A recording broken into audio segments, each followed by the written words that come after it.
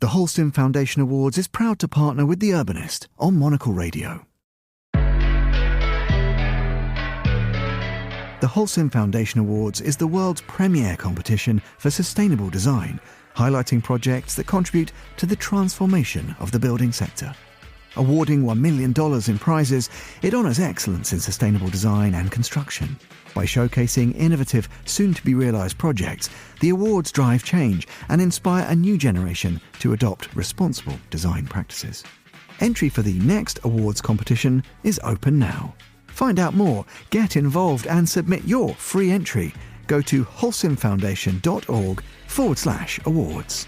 The Holcim Foundation Awards, proud partner of The Urbanist on Monocle Radio.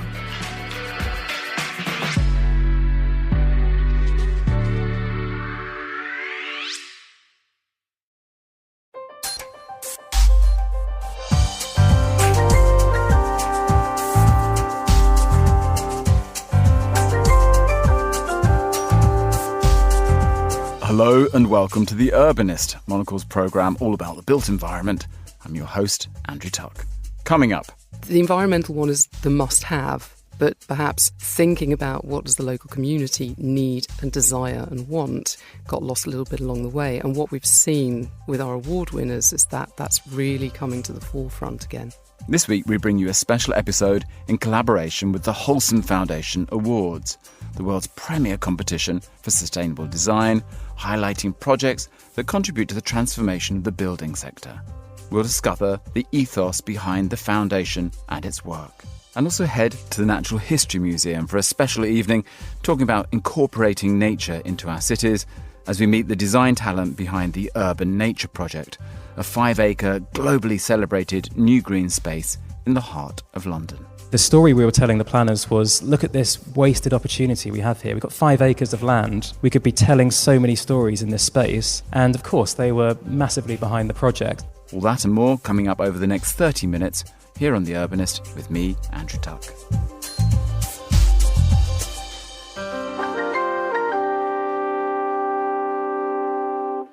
The Holcim Foundation for Sustainable Construction is a non-profit organisation that promotes sustainable practices in the built environment. Its goal is simple: to support architects, designers, engineers and urban planners who want to change how the world is built for the better. Laura Viscovich is the Foundation's Executive Director, and I'm delighted to say that she joins me now. Laura, welcome to The Urbanist. Let's start with the obvious. Tell us, what is the Foundation and what does it do? The Holcim Foundation was created 20 years ago with a purpose to support people who are trying to accelerate change for sustainable construction.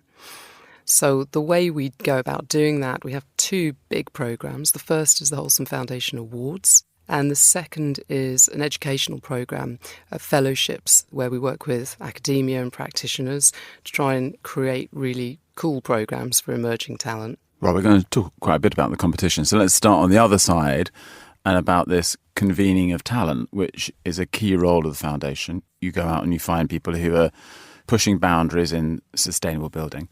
How do you convene those people? How do you make the links? So it starts with having a board of directors, of trustees who actually are spread across different disciplines and different countries of the world. So obviously we lean a lot on their networks, but with the team there's an awful lot of research that goes on to see which are the studios, who are the people, where is the research happening, where we feel that we could create collaborations and partnerships. So the fellowship has really been quite unique. We just kicked off with the first round in North America in August, and it's been the marriage of working with innovative leaders within practice and then selecting students, last year students, some of them are also first year into a profession, but selecting 15 young people who already have amazing curricula vitae for the age that they have, but putting them all in a room and actually getting them to debate and discuss together. And what's, I think, fascinating for listeners is that construction comes with so much baggage these days. And you've been doing this for 20 years, which is also fascinating because I think lots of people think, oh, this is a really new thing. Just in the last few years, people have been focusing on this, but you've been doing it for 20 years. But you believe that actually sustainable construction is a possibility, and you have some principles that underpin everything you do. What do you see as the positive potential of construction and how we build things and how we can do it better? I think what's been wonderful with 20 years of awards experience behind us is, we've uncovered over 250 projects around the world, which have all been awarded because of the impact that they make locally in the community, in the space in which they are built. So when they are being judged, the juries are looking at what's the environmental impact, obviously, but moreover, what's the social impact? And I would say that often that element is even more important to our jury members than the environmental one. The environmental one is the must-have, but so often people were very focused on reducing energy reuse and efficiency of the building that perhaps thinking about what does the local community need and desire and want got lost a little bit along the way. And what we've seen with our award winners is that that's really coming to the forefront again. So with the awards, you're looking at these things that seem very important to the foundation about uplifting places, communities, the economics of it. Is it feasible? Does it work? So tell me about the awards. I was amazed when I really started diving into this, the scale of what you run, because it's not just global in there's like one entry point for everybody. You're doing every continent, every region. It's pretty amazing. That's right. And, it's a legacy. It was started in 2004 and the team are continuing today. So 5 regions, 5 independent juries. And obviously the selection of jury members is actually something we pay an awful lot of attention to. A lot of time goes into contacting people who we think are the right fit. And because of the reputation of the awards now, it's not very hard actually to attract fantastic jury members who are doing great work in their spaces. So we organise 5 regional juries. The jury meetings are hybrid, so it starts off with online meetings, but we will all meet to actually review the shortlisted projects. And there are 20 winning projects at the end of the day, so 4 projects per region, with $1 million being split between those 5 regions. And they get gold, silver, bronze, is it? Or? So we're making a little change. So after much debate, it was decided that was perhaps a little archaic, and that we're going to be a little bit more equitable. So the prize money will be divided. There will be 4 winners who will each win $40,000, and the jury will then select for a special recognition prize one of those 4 winners to receive an additional $40,000. Now, tell me the kinds of people or the kinds of projects. So we have the list for the last awards, 2023. Give me an example of 1 or 2 projects that did come to the fore through the work of all your juries that you thought, okay, this is us at our best, this is us spotlighting extraordinary work. So, I will go back in history a little bit because I think there's one project that comes to mind, which is a project in Medellin, Colombia. It was 2015 that this project was awarded, so almost 10 years ago. And the team there looked to repurpose 2 giant water tanks in an area of the city which obviously was not feeling like a very happy place. And so it was very innovative at the time to think about how to reuse disused public utility space and turn it into a quality public space. And that became a model for policy for urban development in the country. So for us, that's a big win because you're spotlighting an innovative approach and then that actually gets pulled into policy. And tell me, people who are interested in the 2025 awards, what do people need to be thinking about whether their project is right to be a part of this competition? All building typologies can enter, and we have projects that are that are landscape projects, that are urban regeneration. It goes from very small scale to master planning. The most important thing is that the team needs to feel that they can share how their project really responds to our goals and principles for sustainable construction. So do they have responses in place or that they can put together to show how their project is being environmentally friendly, good for the community, economically viable, and obviously uplifting for the local community? Now, let's talk a little bit about what's happening in London tonight. We're hosting an amazing event with you and also with the Natural History Museum, who have given over, in recent years, some 5 acres of grounds to an extraordinary urban nature park. And this is a winning project. What was it about this project that stood out for the foundation? So I think the jury was, again, it's the independent juries who choose the winners. I think they really appreciated, first of all, obviously, that the resource use, so the fact that it's materials that are being locally sourced from across the UK, but just the vision of this project to be a showcase for what urban biodiversity can look like, and educational objectives that the team has, to have it really be a best practice and to be promoting, to be sharing that, to be duplicated across public institutions across the country. I found it fascinating. I've been catching up with some of the team involved ahead of our evening. And this notion of education, it struck me actually when I looked at all the award winners. This notion of getting the public engaged is really fascinating, because all these projects, and I've been looking at some of the projects that came to the fore in 2023 in Ghana, in China, and there you just see this extraordinary opportunity to put in front of people buildings, landscape that do challenge people to think about, okay, what can I do? And it was interesting talking to the team who have been involved here in London. They were saying that actually the local authority were delighted, because they were like, oh my God, now we have this. We can bring everybody here just to see this and see what you've done and pick up on the ideas. Is transmitting in a way. I always think with awards, it's great when they don't end up in a cul-de-sac. It's, okay, what happens next? Absolutely. And I would say that that's one of the reasons that we made a slight change in the last cycle. Previously, we'd accepted projects at all design stages, and there were lots of wonderful visionary projects that were awarded, but unfortunately many of them never actually made it to construction. So we did decide, given the urgency of the situation today, that we need to have best practice real-world projects to be able to go back to them once they are constructed and built, and actually promote and transmit that knowledge and show what good practice looks like. And Laura, before we let you go, just tell us the future for the awards, for the work that you're doing. As we said, you're doing these two extraordinary things. It's education, it's convening people, it's the awards, it's transmitting this to the public and hopefully raising the profile of the need for uplifting places, for communities, for sustainable construction. How do you want to take this story forward? Well, we have another element, which is that we convene in an even larger way. We'll have a forum that we're organising for November 2025. The award ceremony will take place during the forum, but that forum's topic will be a universally critical topic for sustainable construction. The foundation has historically done that, but again, we're trying to modernise a little bit in the way that we convene, because we all agree that there are too many conferences in a way. So we want, when we bring people together, we want it to make an impact, whether it's in creating a network of people who can then, outside of the foundation, continue doing great work together, or actually just building on projects that might come out of that forum. Laura Viscovich, the Executive Director of the Holcim Foundation for Sustainable Construction. Thank you for joining us.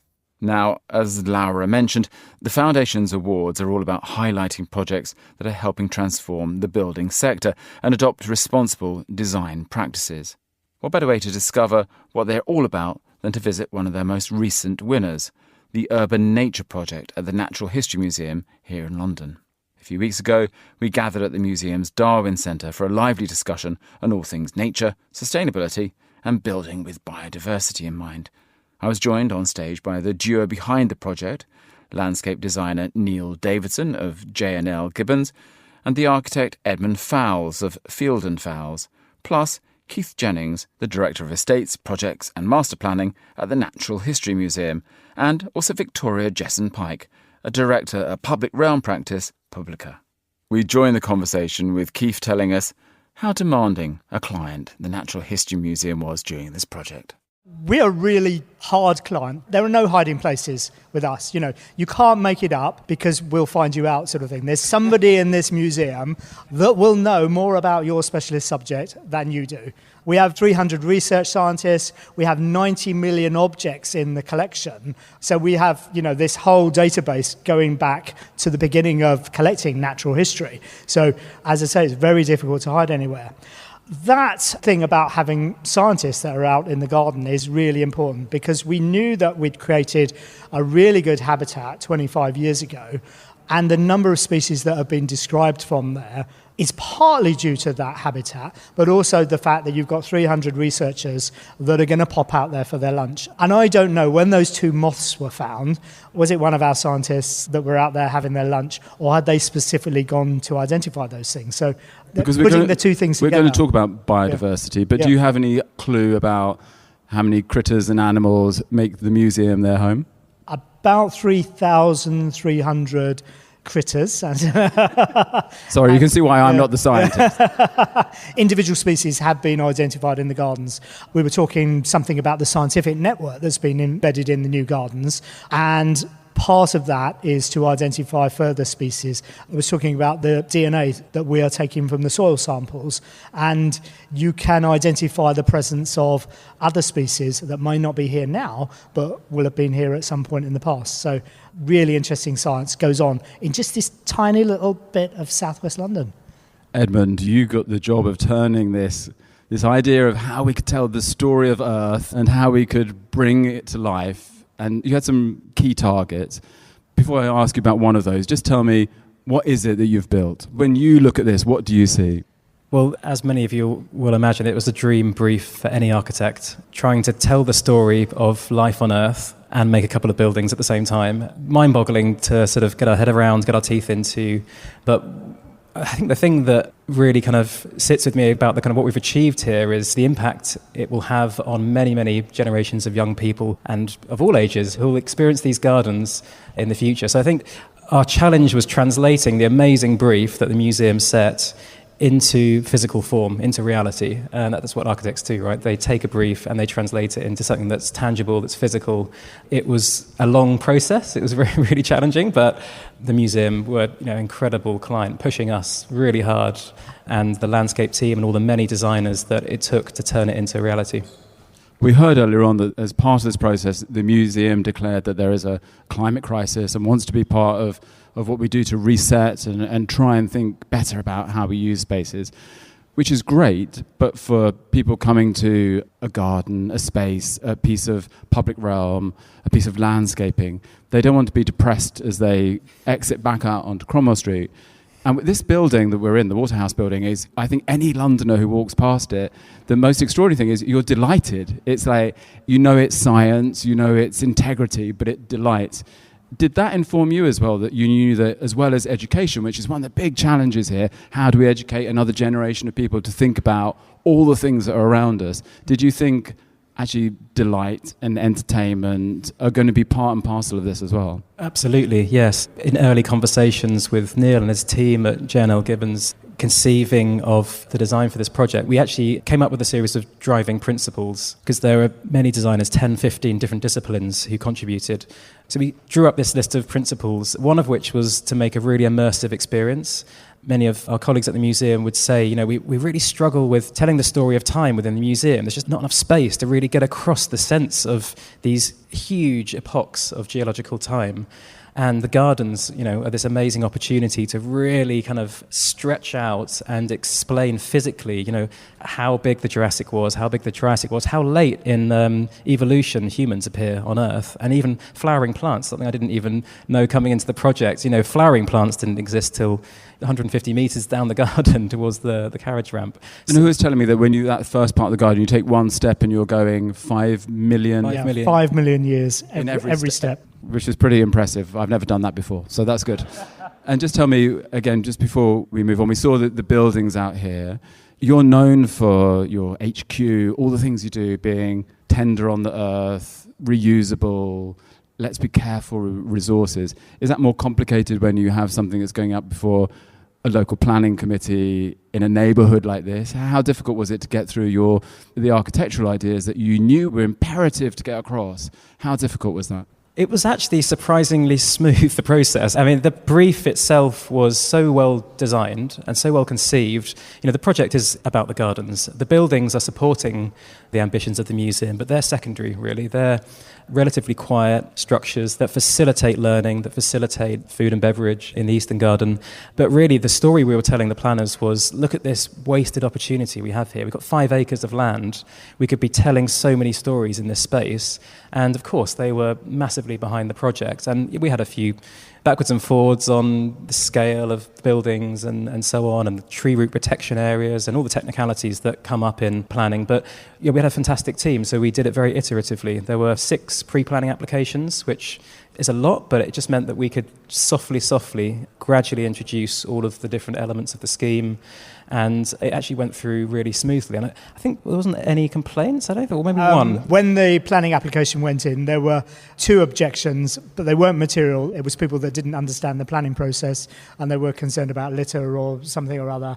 And just, Ed, you were building something in the shadow of Alfred Waterhouse, weren't you? He's very modest.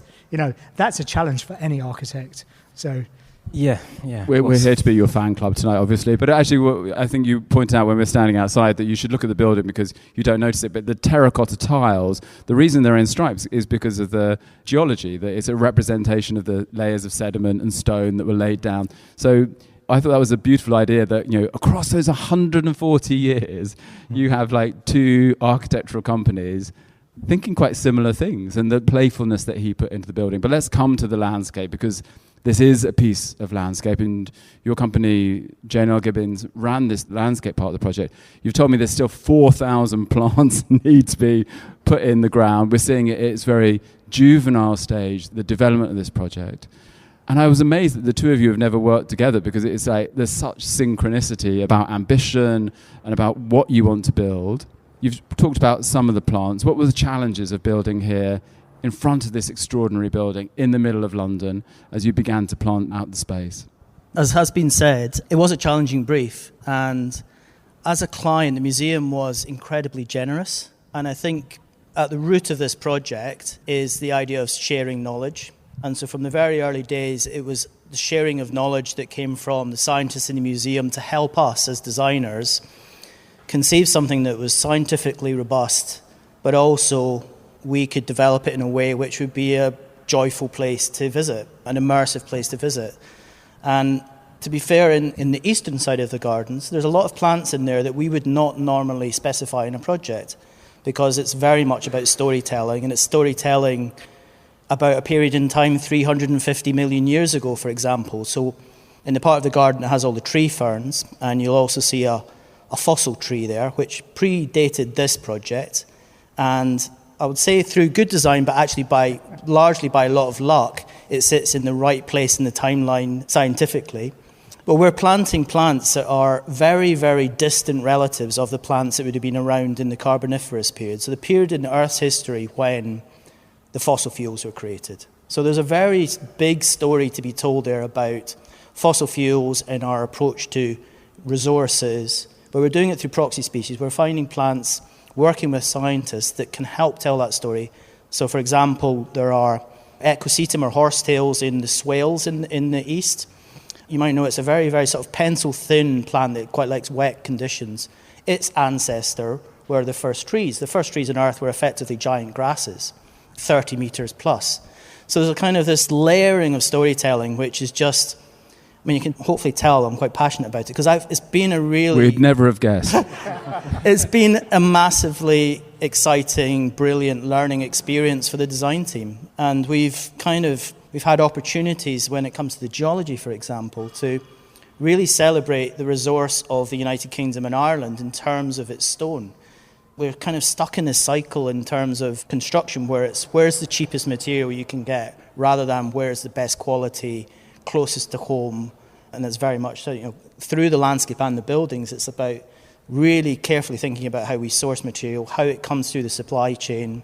But when we, for example, come through the fern garden, you come through this garden, there's all these amazing ferns.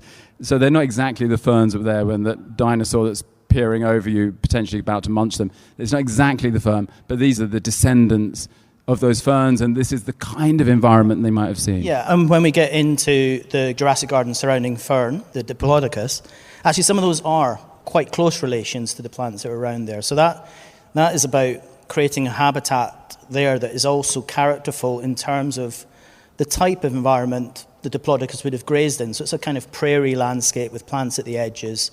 You'll see things like cycads and Wollemi pines, the Wollemi pine being the famously rediscovered in Australia, having thought it was extinct. And these are all there are fossil records. And this is an interesting thing about the gardens. You look at the stone in the very early part of the garden, there are no fossils because the life at that period in time was so microscopic you wouldn't see it. You have to kind of progress a couple of 100 million years before you start to see the fossils emerging. And then something a bit more recent, like we have a part of the garden that's known as Tropical London. And that is a garden where scientists have analysed London clay, found pollen in that clay, been able to extrapolate that and determine what type of plants were in London when we were subtropical and tropical. And those are the plants that are there, the relatives of those plants. Now, Victoria works for Publica, and we can't praise or blame you for this project. You're separate from this project. But we wanted Victoria to be here because you do a huge amount of work in this kind of space, thinking about very similar challenges. We're talking about education. I think that education is so evident on so many levels here. It's great that we saw literally on the level that kids would see across the pond, but also education, which you must also think about, is educating clients and educating not just the public, but everybody to think what's possible. When you're trying to say to clients, okay, we can put in a few plants, we can address this a little bit, but let's think bigger. How difficult is that these days? Or are we moving finally in a better direction? I think we are really moving in a better direction. I mean, it was interesting you say about the three eras. You know, we are witnessing this change in landscape that you as a client can do this project, that there is support and everyone loves it. I mean, it's absolutely wonderful. I congratulate the team. And I think the door is opening, and we are working with local authorities, we're working with private developers. We do a lot of public consultation. What's your top priority if you want to change your city? Number one, always, is we would like more trees, we would like more greenery, we would like more connections with nature. We want to improve our health and well-being. It's right up there. And then we ask, would you sacrifice your parking space to have those things? And we're getting that specific in our question of people. We have to now get that specifics because we need a mandate to go back to the council and say, actually, and the dial is moving, you know, actually 50% of your residents, you don't think this, but they would be willing to maybe lose parking spaces. So we're really trying to, I think there's some worry that people still need their cars. So we're really working with others to try to move things along, and bit by bit, we're working right next to Neil and Joe in the Harley Street area. We're bit by bit just trying to say, look, take 2 parking spaces away, put a little garden there. 2 years later, take a bit more. We're hoping in 20 years, you've got green avenues across the whole of the West End. So it's going to take time, but definitely, I think, especially in the last 5 years, I think after COVID, during and after COVID, it's had a massive impact. It's very, very exciting in that sense.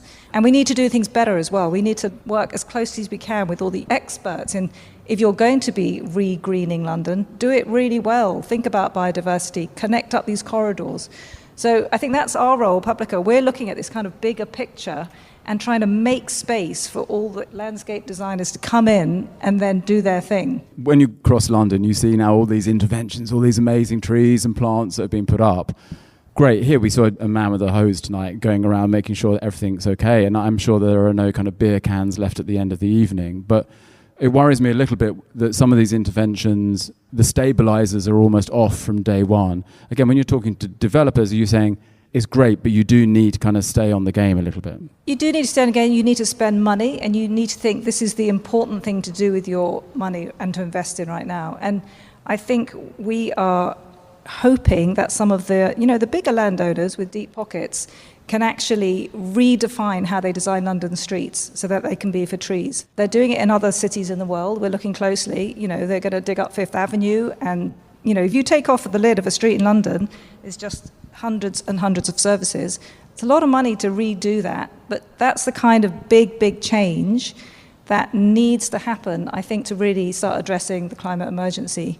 And I think hopefully we see 1 or 2 clients beginning to really want to do that and be the real innovators of their day. There's scope for so much innovation. I often say that really the biggest privilege of being a journalist is that you get to meet people who are passionate about the thing they do. I think it's off the chart when we walked around here today to hear people articulate something that has been on a drawing board, it's been sitting in plant pots, it's been in the choice of materials, And when it comes together, and this is why awards are important, recognition, but I think recognition from the public and just hearing their passion about what they've made here, this 5 acres of extraordinary development right in the centre of our city.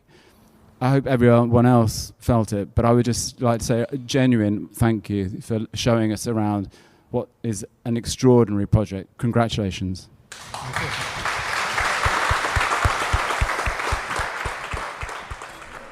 Look, this is a 5-acre project in central London with, lots of resource behind it, with lots of clever thinking. But I would challenge anyone to come here, because the thing I took away from it was put a pond in your garden. Think about the materials you choose to build your house. Maybe you can't do everything they've done here, but if you nudge it in the right direction, then you begin to change this narrative. And the Holcim Foundation, what they're interested in? They're interested in trying to reshape the conversation about how we build more sustainably, how we construct buildings in a way that doesn't damage the land they stand on. Now, we had an amazing panel today, and great practitioners. But actually, lots of things they're talking about, we can all kind of sift this a little bit and find something in here. Indeed, this landscape architecture and the buildings, they narrate a story of Britain, of geological history, but they deposit you in this final garden where it kind of suggests what London might be like in 2050, when it's hotter, when there's more rain. What trees will flourish here then? What will be allowed to grow and enliven our cities? And immediately there are ideas that literally you could put in a window box and take away.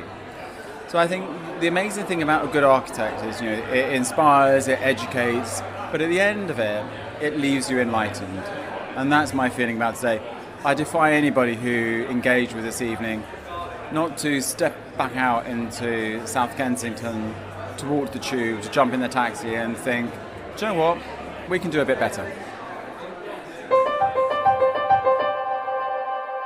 That's all for this week's episode of The Urbanist. To find out how the Holcim Foundation supports such benchmarks of excellence in sustainable development, and to learn more about the Holcim Foundation Awards, head to holcimfoundation.org right now. The Urbanist is produced by Carlotta Rebello and by David Stevens, who also edits the show. I'm Andrew Tuck. Goodbye, and thank you for listening, City Lovers.